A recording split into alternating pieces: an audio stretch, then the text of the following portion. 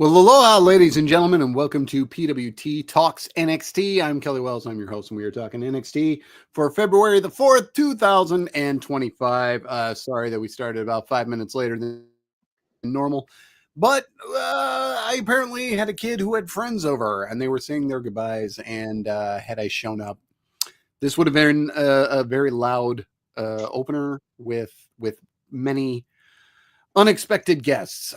So that's the situation.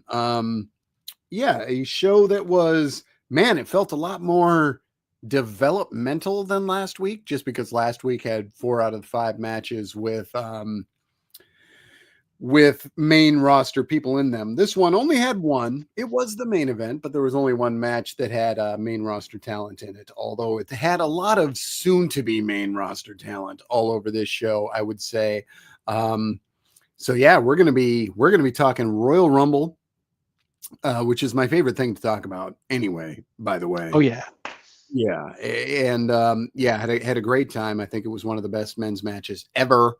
And maybe the best. It was really, really well laid out. I just really love the way they laid it out. And everybody's talking about it being the biggest surprise ever, and I'm the jerk over here saying it wasn't that surprising to me, because they were doing a thing with him and Gunther that was going really well, so I'm not really that surprised.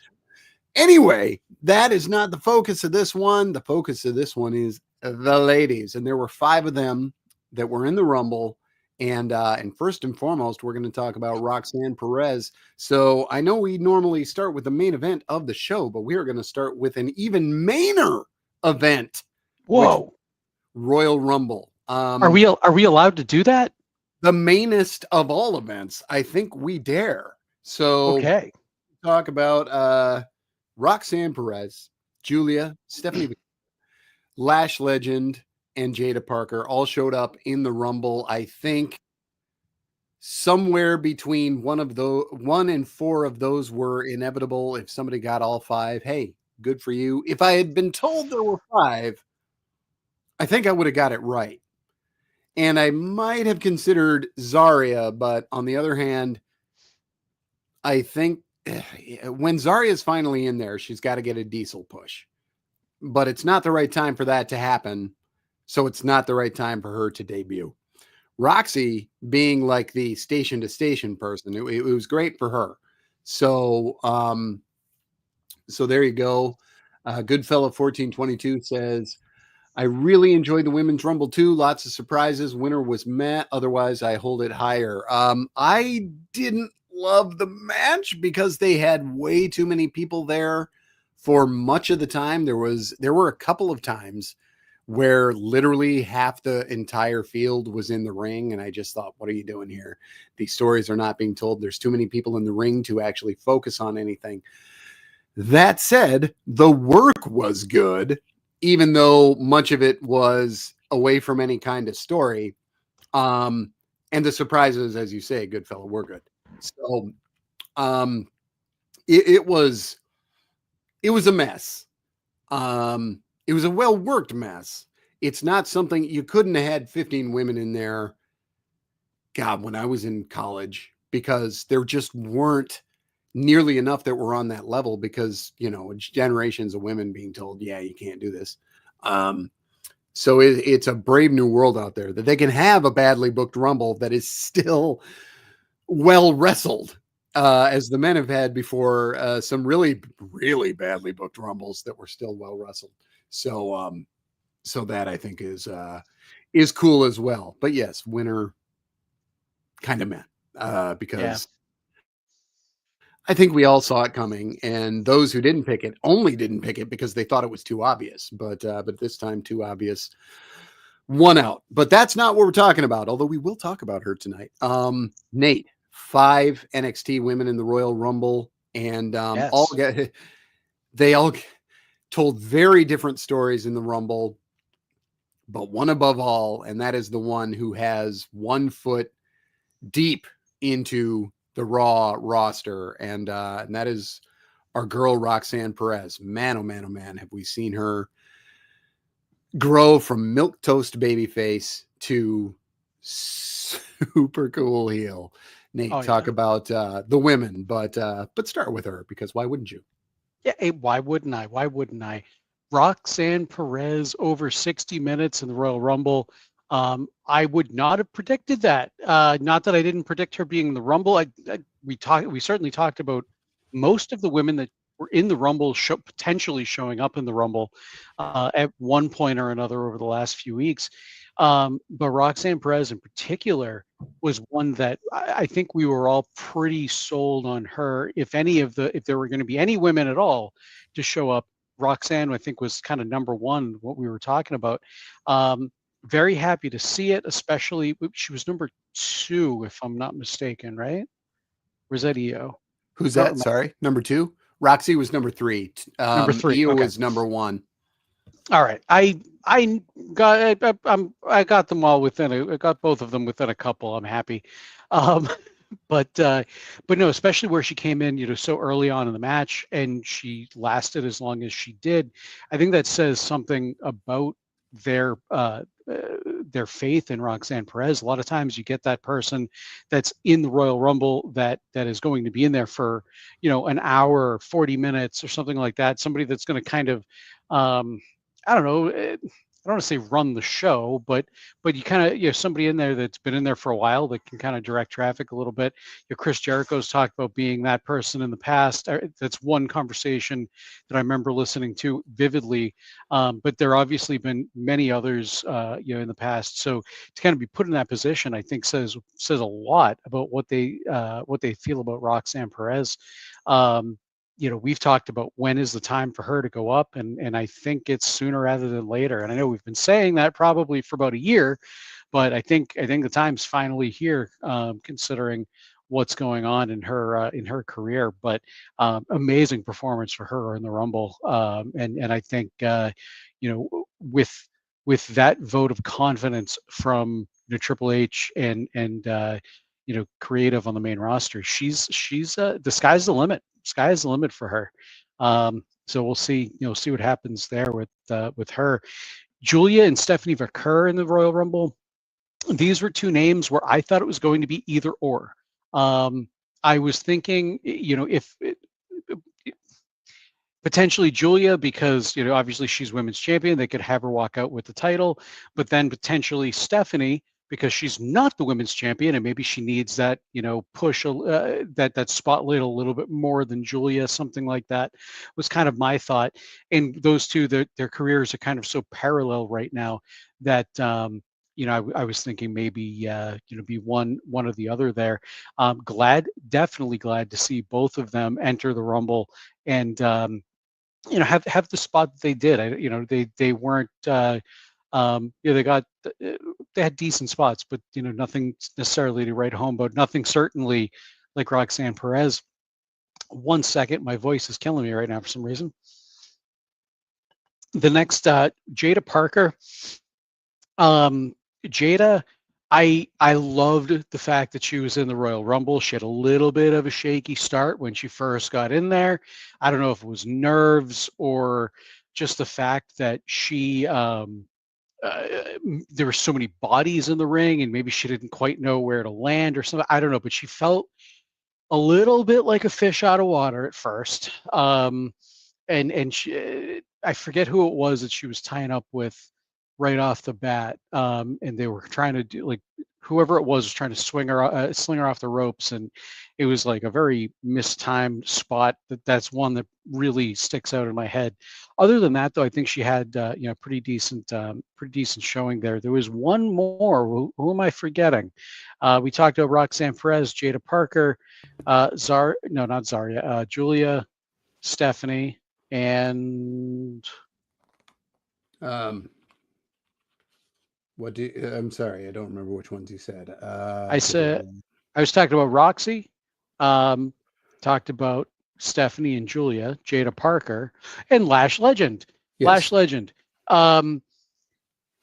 Lash was one that she was another one. If there was going to be any women in the Royal Rumble, Lash was another name that I'd thrown out there. And she's kind of got one foot in the main roster too. Yeah. Like they've tested those waters. Exactly. But I think she kind of went in almost with like a Kane type of a spot, the kind of the big, I say big man, but you know what I mean, big woman, um, the big man spot. And I think she pulled her weight really well there. She did what she needed to do. The one spot that I want to go back to real quick that I meant to mention when I was talking about Julia, seeing Julia and Io go at it and do some incredible wrestling right in the middle of the ring with a bunch of bodies around them was really, really cool to see. I know that's not super easy to pull off with so many people around you, or at least I can't imagine it is. I just thought that was cool, kind of student teacher reuniting in the ring type of a thing was pretty sweet. But yeah, overall, I enjoyed the women's rumble. I agree it was a little bit messy at times. There was that one spot where Nia eliminated about 82 people, even though there were 30 people in the rumble, and that one in particular, I thought was little overdone. Maybe A we could have bit foregone that. convoluted. Convoluted. That's the word I was looking for. Thank you. Yeah, and it was the reason that way too many people were in the ring, because they were leading up to that spot where she eliminated 6 in a row. Somebody And early on in the then chat, of Ryan course that Solorio, said, I was talking with my friends during the women's rumble and suggested them trying a women's rumble where everyone gets in before someone gets eliminated. LOL. And my thought was, yeah, but then they would just engineer a spot where Nia eliminates 28 people before she is eliminated herself. That would be the danger there. MLW does a match called Battle Riot, which is just a Royal Rumble with 40 people. They do it every year. And the first one I watched, they got to 21 people before they did their first elimination. And it's, I guess, funny, but it was just not, it was not good because you weren't telling any stories in the ring with 21 people. It was just irritating that way. So I don't know. Hopefully they will fight the urge to get more than they ever have in there. I think the record is still 1994, where in the last round they had like 17 or maybe 16. It was way too many. Nate, go ahead. I think I was done talking about the women's Royal Rumble at that point. I don't have Cool. much more to say. So, other than the fact that I really wasn't on board with the winner, like a lot of people, I wanted to see Jordan Grace, but I knew that was a bit of a long shot. But that That was was who I not was going to pulling for. happen. Yeah, I know. I wanted it to happen. I was Charlotte willing was it my into prediction. existence. I It was. couldn't make the match make sense without Charlotte winning, which was really irritating to me. I didn't want to pick her. And Sammy was the one I chose, but that was before they started doing the story with him. Like if I had chosen again on Saturday, it's not who I would have chosen, although I still wanted that to happen. Everybody's talking about Jay as this super big shock. And you know what? I covered this. I don't think it was that big of a shock. Anyway, CJ LaChapelle in the chat said Bailey will kick Roxanne's ass. I mean, she will, but they're both going to lose to Julia. Julia is going to keep holding this championship. That is what this is about. This is not about Bailey going down there to win a championship. Probably. But if anybody's going to go down there and temporarily win a championship, I guess it might be her. So there you go. Ryan Slorio says, what did you guys think of the stats on the bottom of the Rumble? A nice touch that I wish hadn't been there all the time. I liked some of the stats. I liked them treating it like sports. But for me, it didn't have to be there 100% of the time. But it didn't bug me so much that like I would have ever brought it up. It would not have been a complaint for me. So I guess apparently I can live with it. I'll tell you this. I was at the Royal Rumble in 2013 in Phoenix, which was the last one that Cena won. And they didn't show the numbers. Like there have been ones where in the arena, it was clear who was what number. But this particular Rumble, we didn't know when, unless you were writing it down or keeping track or something like that, we didn't know Ryback was number 30. So it got to the end. I didn't know it was the end until all of a sudden there was like 6 people left. And I said, that might have been everybody. Because they fly by when you're there, because, you know, the Rumble is so much fun. So, yeah, something for the crowd to know how close it is to the end is a really good thing, because I was sitting there waiting for more people to come in, when there were no more people to come in. So, Personally, like I loved the stats. Like I can understand some people. I saw some complaints online, you know, that it was a little bit busy taking up the entire bottom of the screen. Personally, for me, didn't bother me. I liked the fact that just at a glance, I knew how many people had been eliminated, how many people were still in the ring, what the next number up was going to be. I think to maybe quell some people's, you know, kind of their complaints about it taking up the entire bottom of the screen. Maybe they could have it stretched to the bottom of the screen when somebody gets eliminated, and have, you know, some more robust stats there, and then kind of like shrink down into the bottom middle of the screen to just have like active active number of eliminations, who's next or number next, something like that. You know, it might have been a little bit less you know, irritating for some people, but personally, I thought it was one of the greatest touches they've added to a Rumble in a while. CJ LaChapelle in the chat also says, I went to the 2010 Rumble where Edge won. Oh, I am very jealous of you. I'm glad that I finally got to a Rumble, but Rumble 13 was just fine. Like everybody knew Cena was going to win, and he did. And as a match, it was laid out fine. It wasn't anything crazy. 2010, I absolutely adored, because they set up early on that anyone could be eliminated at any time, and I loved it for that. 2010 never got too crowded. Like most of it was 4 to 6 people at a time. So that was. And I went 10 years before you, 2003, Brock Lesnar, when Oh, you went to that one. That one got yeah, really crowded at the end. it did. Really But it was still badly. it was 2003. It was still a The, weird, you know, the attitude-y front era half sort of time. was awesome. With a lot of Eddie, like all the work rate guys in 2003 were the first Yeah. half of the Rumble. That's super cool that you were there. I was in the literal last row of the at the time Fleet Center, but I was there. I was there. Yeah. On that night, I was watching at what they called blast areas at the time, which was a BW3. And it was by far the closest I ever got to being arrested for public drunkenness. Let's move on. Obafemi and Trick Williams versus A-Town Down Under is your main event. And if you've watched wrestling before, you knew that A-Town Down Under was going to win this one. 12 minutes and 4 seconds.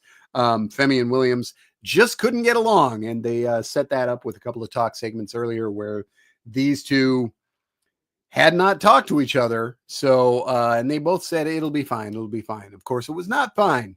And Williams kept tagging himself in. I don't think he's testing heel waters. I think he's just I think they're just having him descend into madness a little bit. I think it's that simple with what he's doing here, with Femi trying to stay as the more serious one of what's, or at least more focused one of what's going on, whereas Trick is just losing his mind. Eddie Thorpe ended up being the story here, as he showed up with his strap and just took it to Trick. So we thought Trick might be added to make a 4-way, but instead what they did was, it looks like Trick is going to be facing Eddie Thorpe. So Thorpe is going to have to take another loss, because you know that they're working towards another Williams Femi match. But I like that Thorpe is getting these big spots, and I like what they're doing with him. So that's pretty cool. A-Town Down Under win, but they're getting along, but they're also teasing some tension because they both want that championship, with Waller, of course, being the more vocal of the two, in theory, when the time comes, saying, hey man, I'm not going to pull any punches or anything like that. So so that triple threat coming, and it would be funnier if Femi just totally steamrolled over him, but yes, they will double team him until it's time for somebody to get the pin, and then it will not be cool between them, and Femi will take control then. So, I mean, we could fast forward to this show, and we know what's going to happen. And Ryan Slorio says it looks like the men's match is going to stay a triple threat, while the women's is going to turn into a fatal four-way. Yes, I agree on both counts. But your main event tag match, Nate, go ahead. Yeah, I mean, this pretty much went kind of the way I expected it, minus the Eddie Thorpe interference. I wasn't thinking about that for a finish, but in terms of, Oba and Trick not being able to stay on the same page, pretty much the way I expected it to go. I figured A-Town Down Under was most likely going to get the win because of it. Obviously, they got the win because of Eddie Thorpe, but still, they got the win, so I was still right, and I'll take it. But no, A-Town Down, they've had this for months now. I mean, I remember talking about this, God, when the last time they were down here, when they were feuding with Axiom, which was maybe 4, 5, 6 months ago, give or take, and they were teasing some of those dissension in the ranks. Will they break up? Won't they break up? So I think that's just, and they've done that on the main roster and things too. So I don't think we're going to see any sort of a breakup or this lead to anything for A-Town Down, for like an eventual split or anything like that. But I think it could make for some good storytelling. Obviously, I think it's probably going to lead to Obafemi winning. The two of them not being able to stay on the same page once they get into that triple threat match, and they're going to cause themselves the win and or lose the win, and Obafemi is going to wind up capitalizing on that, is my guess anyway. There was another thing that you mentioned that I now don't remember. Was there? I don't know, maybe not. It was the main event. Yeah, I think the main event was really all it. Okay. It just, all right, then I think that was it. Yeah, because it was it existed in a bit of a vacuum this week. Let's talk Women's Summit. So this was your crossover. Bailey and Perez, Roxanne Perez had a long talk segment first, because Julia she speaks English. She is fluentish, if you can say fluentish. But she's not going to be able to do a long form. They're not asking her to do a long form mic time here yet, at the very least. So they did a thing with Bailey and Roxy first. Bailey said, "You don't get it. I want you to surpass me in everything. That is what this revolution is about." And Perez just kept making it about her. That's what this was about. I'm very impressed that Roxy still got booed a couple of nights after just a career-making performance in the Rumble. So good for her. That was cool. I loved, and this was my favorite thing Ava has ever been involved in, was she came out and said, "I want that bitch in a match." And Ava said, "Which one?" Which one? I There's laughed. a million ways to respond to that. Yes. I actually laughed at that one. Yeah, that was very good. And CJ LaChapelle says, the last month Bailey has been on Raw, SmackDown, and NXT. Have they overexposed her to the point where some fans are taking her for granted? I would say I don't think so. I think she gets away with it because she's liked, and I think she doesn't overwhelm the segments she's in. Her heaviest storytelling has actually been on NXT. The stuff she's doing on Raw and SmackDown has been a little bit more reserved in comparison. I'm old enough to remember when people were on 3 shows in a week and you just got that much of them all the time. And that did seem like a lot, but I like a lot of wrestling in my life, so I watched it all. I don't think that's happening with Bayley. But I also think that anytime somebody's on NXT, they run the risk of being on TV too much, if that is a thing. But it used to be where they would go down to NXT and then they would have them not on the main roster show for a bit, and that is not what they did here. So I don't think that's a big deal. No. I forgot about the end vignette, even though I wrote a lot about it. Goodfella1422 said, "What about the end vignette?" One dude sort of looked like the guy from WWE NEX Next Gen on Roku, Cutler James. I guess I watched his mic time on a couple of episodes of Level Up, and it wasn't good, but it also wasn't recent. So it was really bad, but it was kind of a while ago. So it could be that major strides have been made since then. I paused it. I looked at it. I even looked around to see if anybody else thought they knew who they were seeing. But I didn't. I did.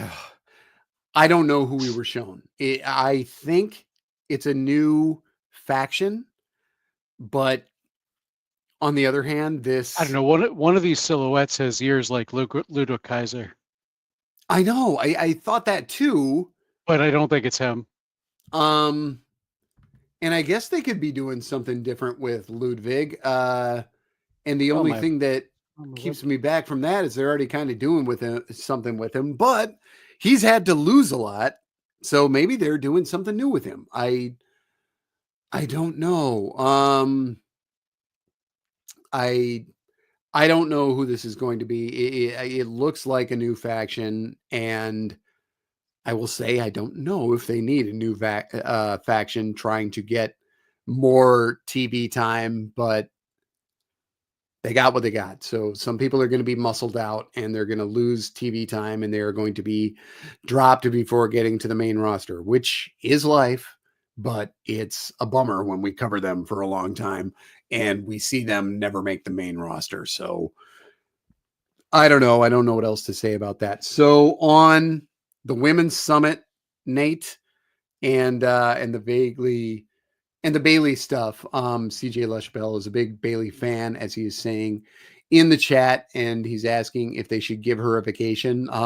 Sure, if she wants one, but if she doesn't want one, I don't need her to take one because I love her too. And Yep.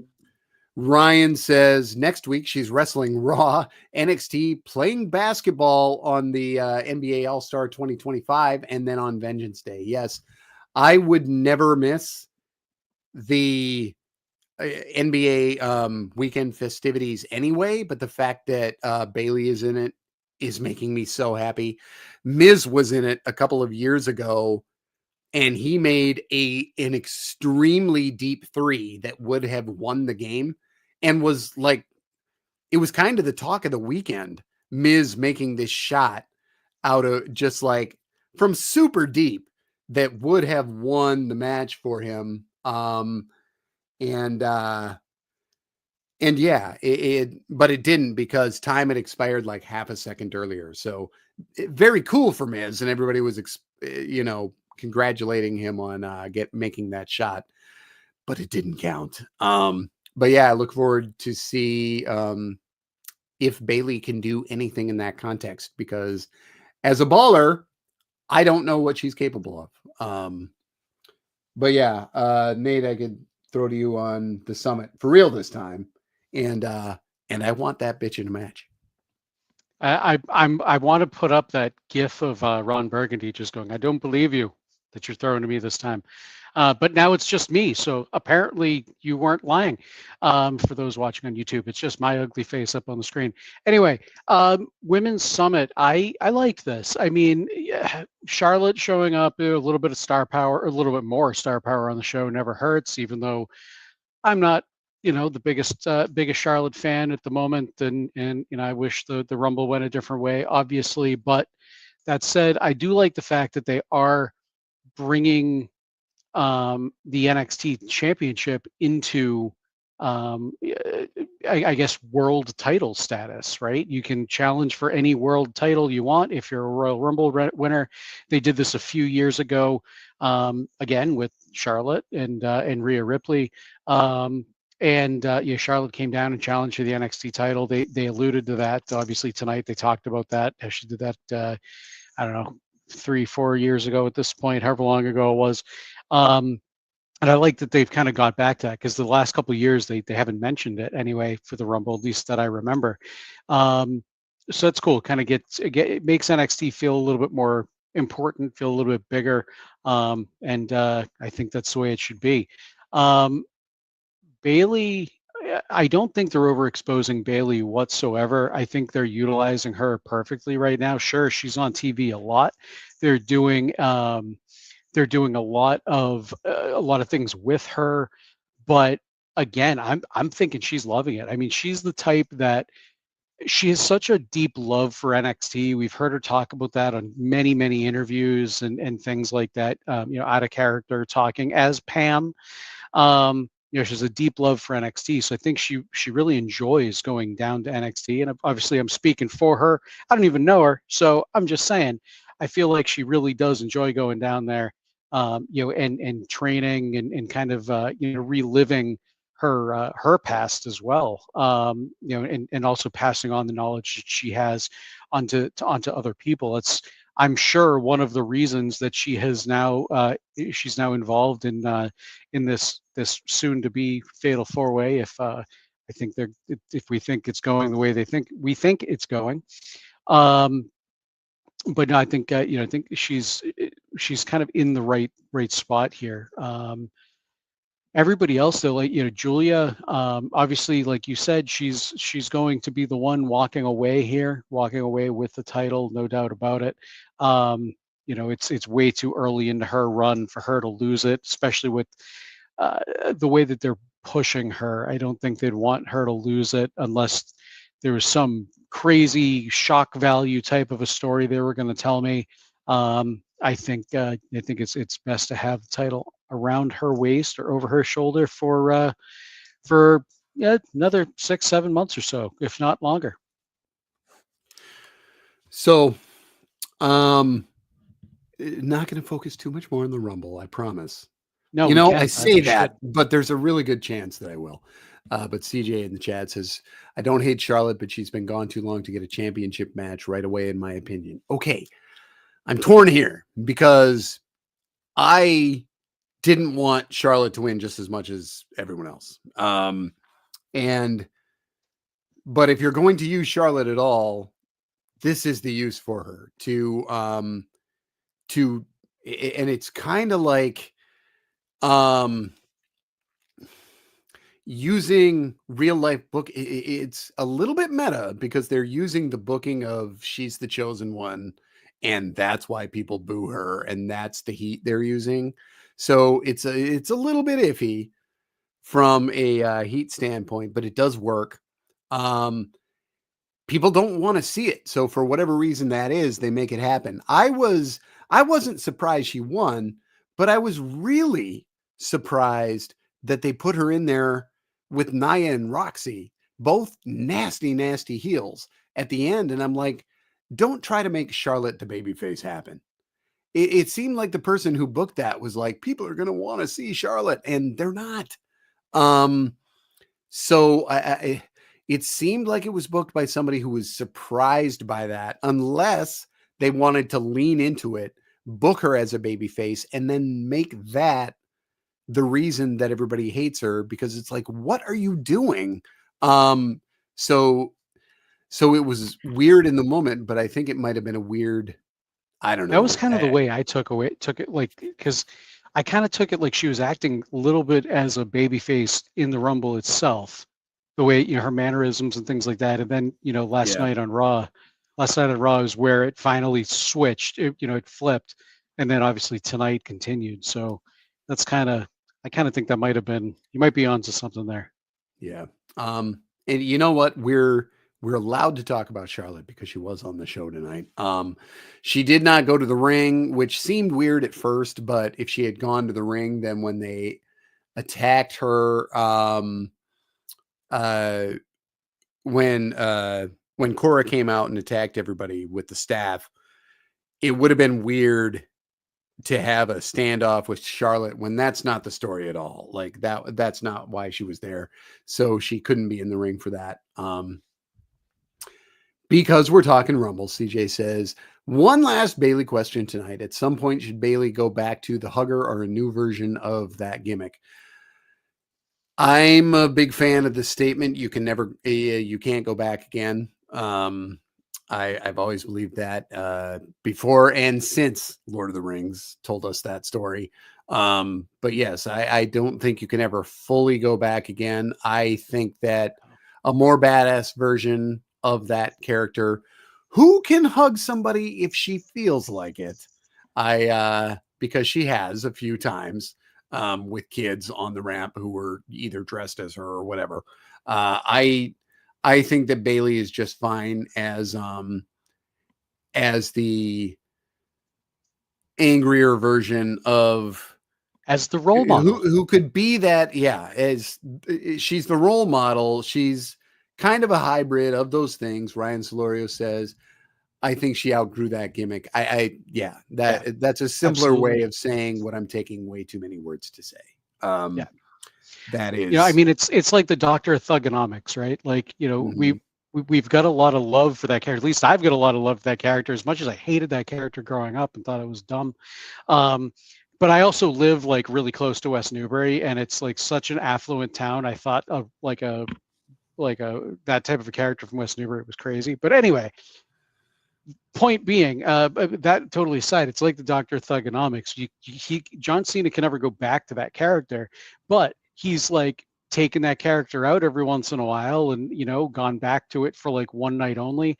I could see Bailey doing like a big WrestleMania entrance or something, maybe not this WrestleMania, but like at some point in the future where she is a face and all of a sudden the Bailey buddies come up for like one last time or something like that, but not a full return to that gimmick. I'm sure they could do it, but I don't see it happening. At least not a full return of the gimmick. Our opener was Stephanie Vicaire versus JC Jane. This one 11:21, but based on their booking, it probably shouldn't have. Stephanie probably should have beaten her in about 2 or 3 minutes. It was good, but should it have been? That is always my question when it takes a really long time for somebody who is treated as a monster to beat somebody who is treated like a step over girl. But they did what they did, and they did a little bit of interference from Fatal Influence. But if it was going to go this long, I would have preferred a lot more interference because JC is fine.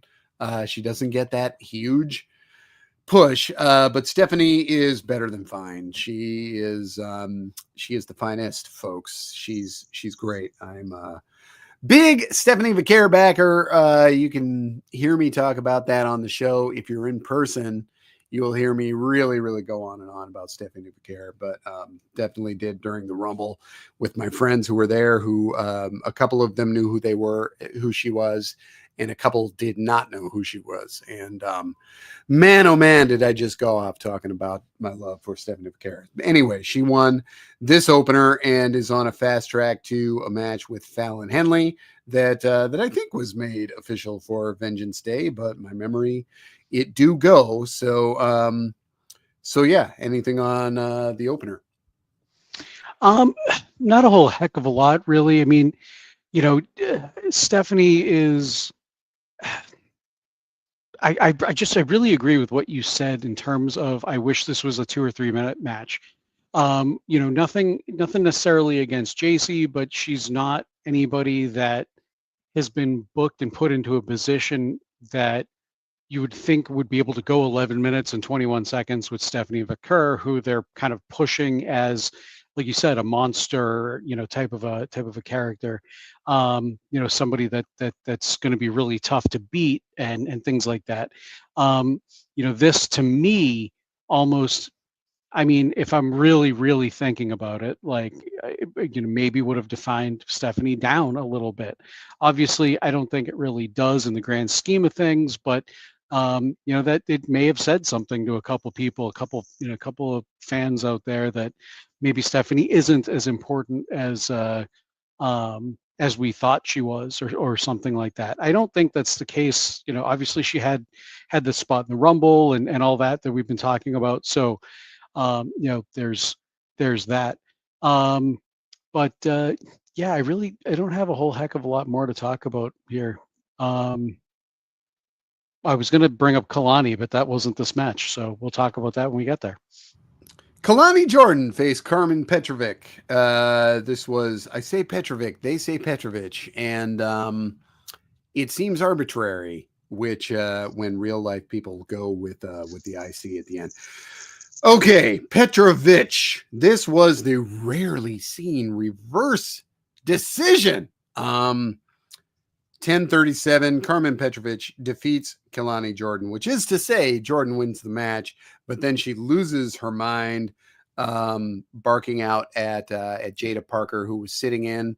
I love the fact that Jada was on commentary, but she was just casually leaning back on the announce table. Very good stuff there. Yeah, and I like Jada on the mic, and getting her in a more just natural, laid back setting, asking her to do a little bit of ad libbing, I thought was great. I think this is somebody who's tailor made to be able to do that, and I thought that she came off as very natural in the role, and the guys laid back enough to let her get a little bit of stuff in. So yeah, nothing crazy, but I liked what she was doing, and I love Jada Parker too. If you watch the show, you know that. So, yeah, Carmen ends up winning this one, which she needed, but Kalani didn't need a loss. So winning and then having it reversed, it's the same. Everybody kind of wins in this situation, which is why they don't go to this, because it is kind of a BS ending, unless you have a really good reason for it. And they have a really good reason for it. They only do this when somebody is really going off the deep end, and Kalani Jordan right now is going off the deep end. The question is she's going? Is Kalani testing the waters as heel, or is she testing the waters as badass? I still don't know the answer to that question, because they're still booking her mostly against heels. This week was an exception, but Carmen herself is aligned with the guy who was playing heel and may or may not be anymore. I don't know. NXT just, they try stuff. But yeah, on Kalani Jordan, who, you know what, I kind of forgot about her after, as we were talking about Royal Rumble and everything, but Kalani had potentially a really important week in her evolution as a performer. I always dug her, probably even more than I should have early on. But man, what she's showing now is very cool, and I think she could end up being a really cool homegrown talent. So on that particular match, Nate. Yeah, I really like what they're doing with Kalani Jordan right now. I mean, the match itself I thought was really good for what it was. 10 minutes, 37 seconds. And I think they went out there and really had a pretty solid match. And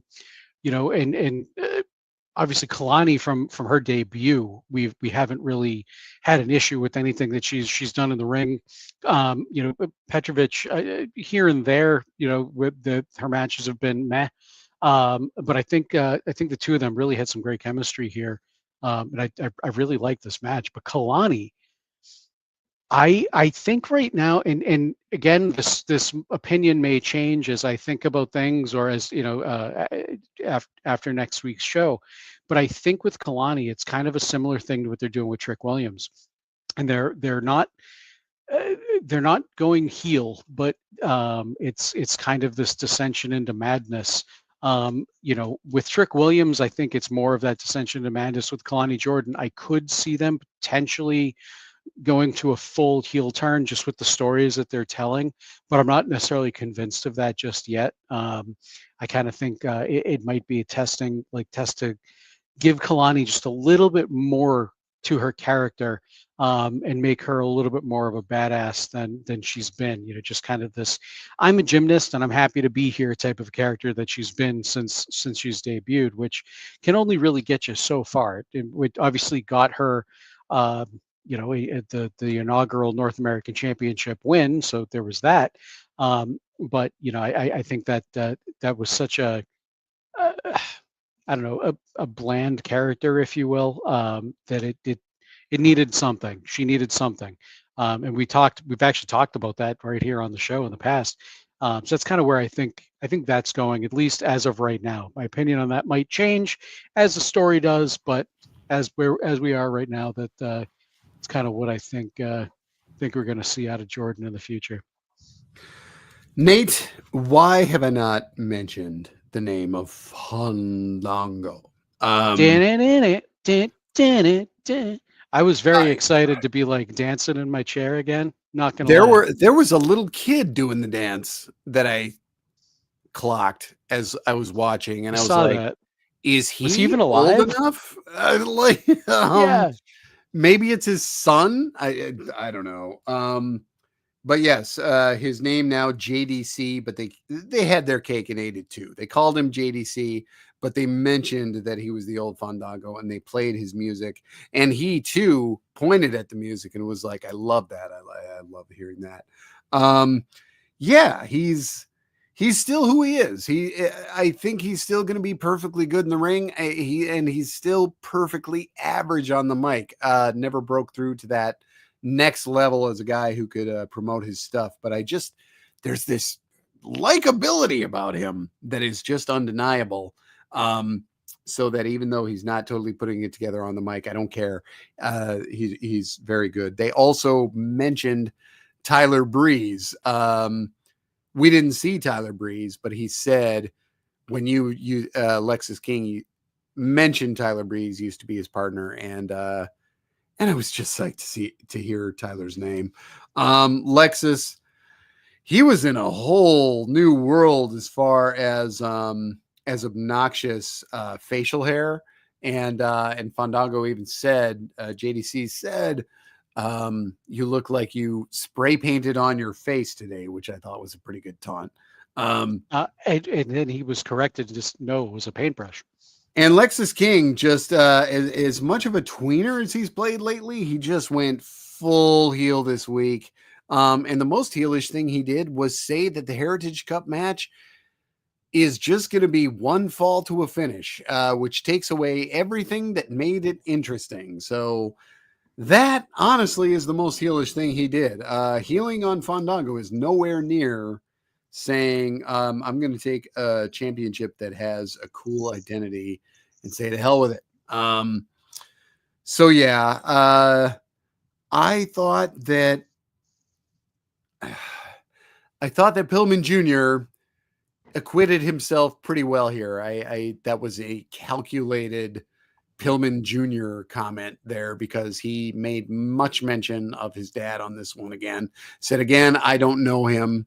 I never knew him. But I am my father's son and I will do anything to win. And here's the proof that it works. I think that what he did was effective.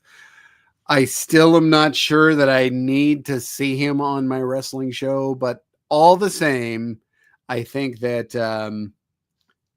he's what's he's doing. I think it's working because of the amount, because of the level of response to it. So yeah, this was what it was. He did his healed on. I'm gonna say he healed on the championship because that's what it was. But Fandango, man, at least for a few weeks, he is back in the mix. Yeah, I'm happy to see it, and I was wondering if we were going to see it. Obviously, we've got JDC with there's Santino Marella over at TNA. There's a few other names too that we could potentially the Hardy Boys even as the TNA tag team champions. So I a few weeks ago there was a I remember there was a promo with JDC and Santino in the ring, talking with a few other people. Don't remember what it was. I kind of am casually trying to tune into TNA now to keep up with it a little bit more specifically for this show. And the thought crossed my mind. I'm like, oh, it'd be so cool to see Dango back in WWE. And then it happened here tonight. I actually my hands went up in the air. I was actually really pumped to see it. Hear his music. It was before we even saw him. I heard the music, and because man, the stuff with Tyler Breeze and Fandango was absolutely hilarious. I'd just love to see them running around and trying to solve mysteries again. And yeah, but that said, I think JDC is a good opponent for Lexis King. Lexis King, obviously, we kind of officially said tonight, he was working us this whole time and he wasn't actually sincere. And we had a feeling. I had a feeling. I didn't think I didn't trust him as far as I could throw him, and that's not very far because he's big and I'm not that strong. He's doing a great job, I think, as a heel right now.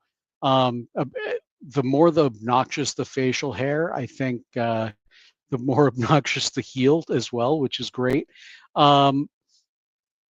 Him saying that he's going to be defending the Heritage Cup just like any other title, basically a one and done, rather than doing any sort of rounds or anything like that, I think was like you said, I think it was the biggest kind of heel thing that he did there. Even he said, wrestling purists are probably going to be mad at me and blah blah blah. Because one of the first things that went through my head is why is the champion dictating how he's defending the title? Isn't that the company? Doesn't the company set the rules? Can't the company enforce these rules? And so I don't know, why couldn't the 24/7 champion just be like, I'm not going to defend this 24/7, sorry, and then just not? So I don't know. I don't necessarily like that, but I wish they'd at least address it in some way. Yeah, you could just say I'm the champion, and my approach is that I'm never going to defend it, and I will die with it. Yeah. Exactly. To take it to an extreme, I was just like, I think they get away with it because he's a heel doing something that makes the championship less interesting. But yeah, when you think about it, considering they're making Ava such a hard ass lately, it seems the worst possible time for somebody to pull rank and say, I can do this. And she's just like, exactly. Oh, well, what am I going to do?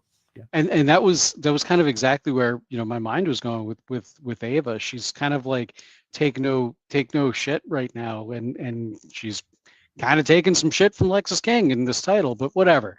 Like you said, it works because he is a heel. I don't think most people are going to be thinking about that, that fact. Why can he just change the rules? But I think, like I said, I think it definitely works. All right. There were two other matches on this show. Stax versus Ridge Holland. Ridge wins this in 3:43. This was pure angle. Izzy Dame out there looking like an extra on Goodfellas. You know what? I never remembered her before. If she dresses like this, I will remember her. I will say that. Zarya and Sol Ruka defeated Tatum Paxley and Gigi Dolan in 4:17. Sol Ruka pins Gigi Dolan after the Soul Snatcher. Just one of the coolest finishers in the game, even though Soul is really kind of taking a back seat right now with all the stuff that's going on in the women's division. But yeah, those are the other two matches. Izzy Dame featuring fairly heavily in that first one, and something happening with Tony D. And what? Okay, so Tony D, there's this scene of a bunch of people acting blandly in like an abandoned warehouse, except it's like a made-for-TV abandoned warehouse. And then Tony D shows up and starts doing lame Tony D stuff. And I'm thinking, God, this looks like a crappy network drama. And then I found out it was. Like, literally, I was typing that out. And then I realized, oh, this is one of their dramas. So yeah, he's going to be on the first episode of Wild Cards. Good for him. I mean, it's funny. It amuses me that they did some cross promotion and they decided to go with character rather than somebody who might be able to do a little bit more of I don't know, acting. Tony D's got one speed. He is, of course, playing an underground mob boss because that is what is available to him. Goodfella 1422, he would weigh in on this, a guy named Goodfella. He said they're teasing the Tony D / Stacks drama. I like Stacks' work, never gets a singles win, might need to break off for that. I want to say Stacks has won because I think that Stacks won a match and I said something like, hey, he's one ahead of Bobby Fish. I think that did happen with Stacks. I like the work of Stacks too. I think that, I mean, Corey is talking out there. He said, he doesn't need to be the underboss. He can be a bigger deal. And for me, that's saying the quiet part out loud because Stacks is so much better than Tony in the ring. I understand that what you want is a guy who works like Stacks and looks like Tony.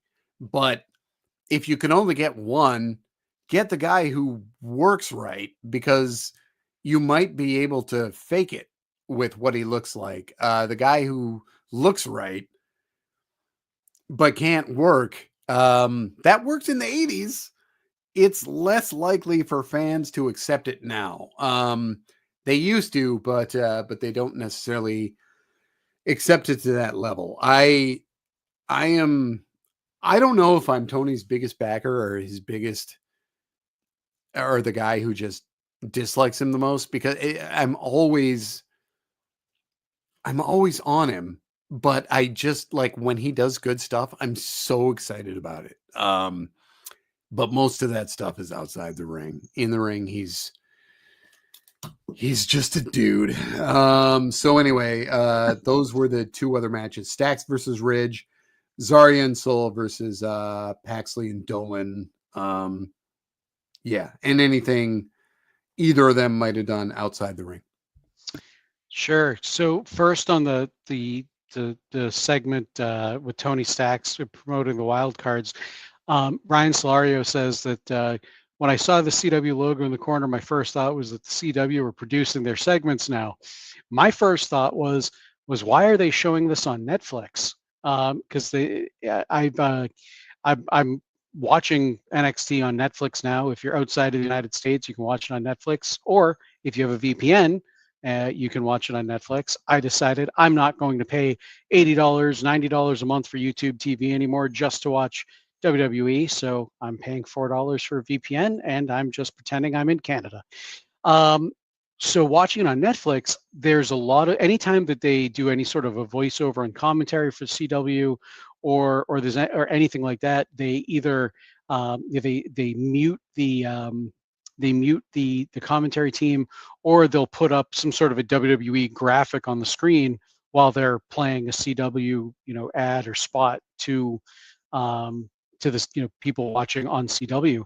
And here tonight, I thought it was interesting because they showed that whole segment with Tony D with the CW logo in the corner, which is, I think, one of the first times, if not the first time, that I've seen the CW logo, at least on NXT, while watching on Netflix. May not have been the first, but at least first one I noticed. So, just kind of saying it. Goodfella asked for a suggestion for a VPN. I use Surfshark, works fine. So there we go. But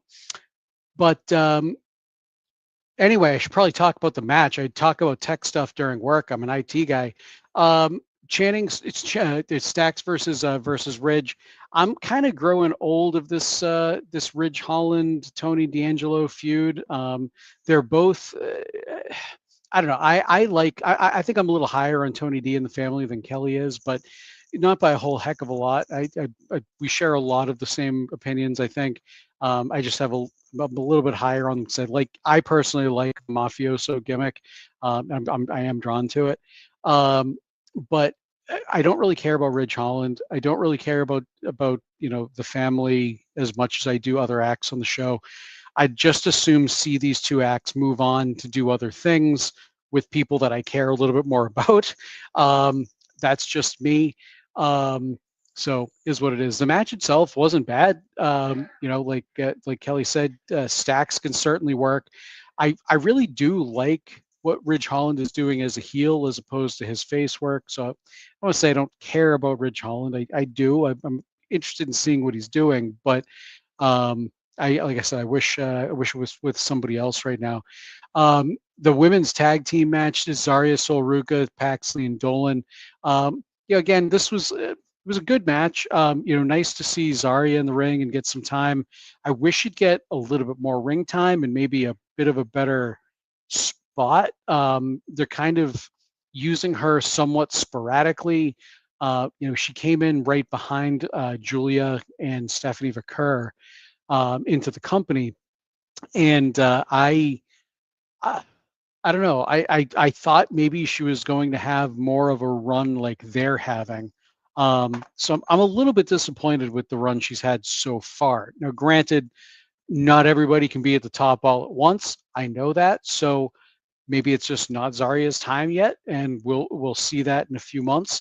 But yeah, I wish she was kind of doing a little bit more right now. That said, I think her and Sol Ruca, if they're going to put them together as more of a as tag team we see a little bit more often, or a pairing we see a little bit more often, I'm okay with it. The gimmicks are complete polar opposites, but I think it works. They're both faces, and they kind of seem to stand for the same things. So it can work. You don't necessarily need to be similar. And And I Kelly, also I agree with you.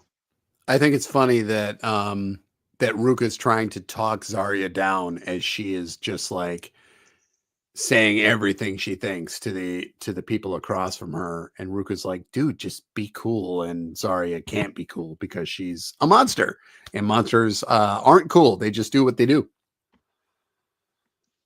And what I was going to say was, I agree with you. The Soul Snatcher is probably one of the coolest finishers in wrestling right now. So rad. It's such a great finish. You can email us at PWTorch, PWTorchNXT at Yes. gmail.com. Yes, it's that simple. Salutations, gents. This is from Kevin Catani. I hope this email finds you well. I imagine you'll talk about it at some point, but I'd be remiss if I didn't compliment the women of NXT in this year's Royal Rumble. I think they all had strong showings, and I think it's a good sign that NXT wrestlers can hold their own in the biggest settings. That said, the adult in me loved the main event, but the kid in me was excited to see Pandong go back in the mix. Crazy how cyclic the wrestling business is. Lastly, I know Kalani has been shading heel for the last bit, but it seemed to me that she took a big jump into the deep end tonight. What do you all make of that? I personally think it will be a tough sell to take her seriously as a heel, but I suppose crazier things have happened in wrestling. Thanks as always.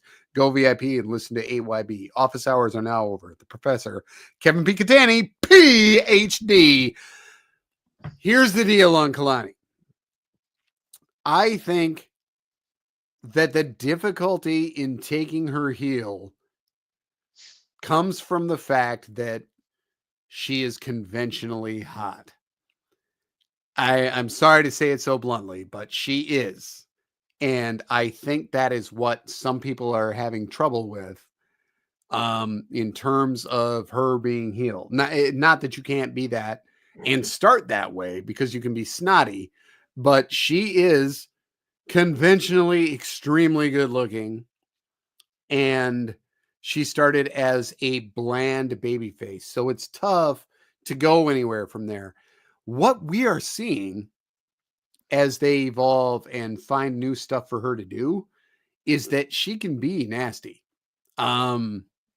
And I think it's working very well. I think that if she pulls heel, there are going to be a lot of people who say, the same people who said that Roxanne couldn't do it will say, I didn't think she could do it. I do think that she is more than capable of being a heel. I actually am starting to wonder if Kalani would be a better heel than babyface. And if she's a babyface, I'm starting to think she'd be a better badass babyface than a straightforward virtuous babyface. And it's too bad that I know she looks like she would just be a bland milquetoast babyface. So I understand that they tried to book her that way, but that's not who she is. And I think we're seeing who she is. And I think that is 1,000 times more exciting. So I'm probably rambling on her. Really, really dig. I've always dug her in the ring, and I'm really starting to dig who she is now. So I know we kind of covered that, but do you have anything further on that, Nate? Not really, no. I mean, I kind of agree with what you're saying. I mean, uh, I yeah, I really don't have anything to add. So I feel awkward being the only one on screen right now. And you're going to leave me here a little longer, aren't you? No, I won't. Okay. Yeah, I was just deciding whether or not to post what CJ is saying. CJ is a really, really big Bailey fan. That's all I'm going to say. Yes. He's crazy about her. And not without reason. But Oh yeah, I'm not saying CJ that Yeah. you shouldn't be. this company is full of women who attract notice. I And get it. So we're men, and yep, we notice. it does happen. So yeah, Fraxium had their scene with Briggs and Inamura. So that's something to happen. Trick said, "I'm gonna whoop y'all bitch ass." I didn't need to work that in, but I wanted to be able to say those words, so I did. Briggs also had a scene with Hank and Tank. They're going to have a triple threat, right? Briggs and Inamura, Yes. Hank and Tank, no quarter catch crew. They're going to have a triple threat, which minimal hype, but that's going to be really, really good. So that's cool. Family and Ridge, Izzy Dame. She figured out a way to engineer a cage match between Ridge Holland and Tony D. I think what is happening here is that she's with Ridge Holland. There were some slight things there. And so I think that I think she's going to be with Ridge at the end of this, even though she's been hinting that she's going to be part of the family. So so if I'm right, just high five me or whatever. An unseen woman interviewed Stephanie Vicaire, who said she will take Fallon Henley to hell. So we got that to look forward to. And then somebody walked by her. Was that Elektra Lopez? I missed it. I didn't look fast enough. Was it Elektra Lopez? I don't know. I remember seeing somebody walk by her, but like it didn't register that I should have paid attention to who it was. All right. And then the only thing I hadn't crossed off was an Ova Femi segment. So anything on the backstage segments or if you want to talk any more about Rumble or whatever, because that was where we got most of our content. Go ahead. Yeah, I mean, not a whole heck of a lot to add on those backstage segments. We didn't talk men's Rumble at all. Were there? But we didn't. We can. There weren't any NXT current week to week people on it. yeah, I mean, we had Carmelo. Carmelo was the first elimination, but he did get to do a bunch of cool stuff, and he gets a lot of TV time. And to even be booked, it used to be, if you had picture ID and you were in WWE, they'd put you in the Rumble because that's the size of the roster they had. But now to just be in the Rumble is a good thing. So that's good. We know they like Carmelo because he gets a lot of TV time, but he has had to take his share of losses, especially to guys who are debuting. So I still think that Carmelo is a long-term project and they actually see something in him. I'm not concerned by all the losses that are piling up for him on TV because it's better to be losing on TV than to be winning off of it. Men's Rumble, we'd be talking main roster stuff if we talked anything else because I don't know how much else of an NXT connection you can make. There are guys who pass through it, but you would not consider Seth a main roster guy at this point, or NXT guy at this point, even though he was the first NXT champion. So if you got anything more on the men's Rumble that you want to talk about before we go, because it's not super late, then go ahead. I believe in Joe Hendry. Cause you love him in London and Paris, 15. Tokyo, America.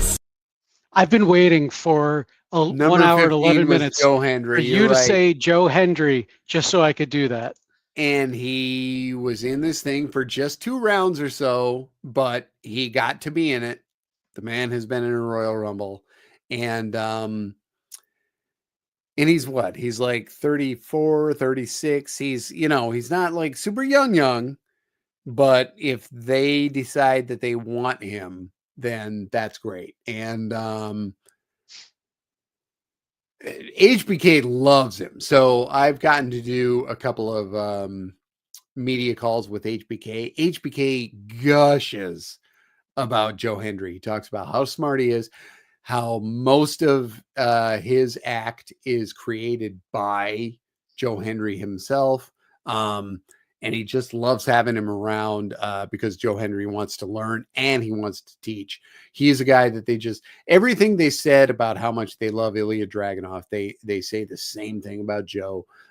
They're just big fans of his. So if they can poach him, I'm sure they will. I don't know how this totally works.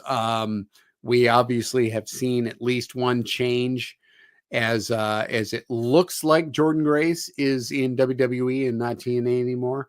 They as she was running down the ramp, Michael Cole said that she is joining the Royal Rumble as a WWE superstar. Okay, so some of that stuff is going to happen.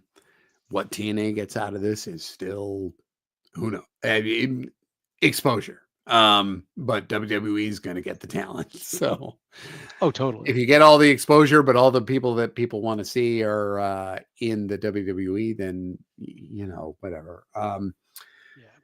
Joe Hendry. Joe Hendry had one of the biggest pops of the men's Rumble. I mean, his music hit. The crowd went nuts. Everybody's singing along with him. And production effed the hell up because he did his turn. And they didn't zoom in on him. I know. They screwed that up.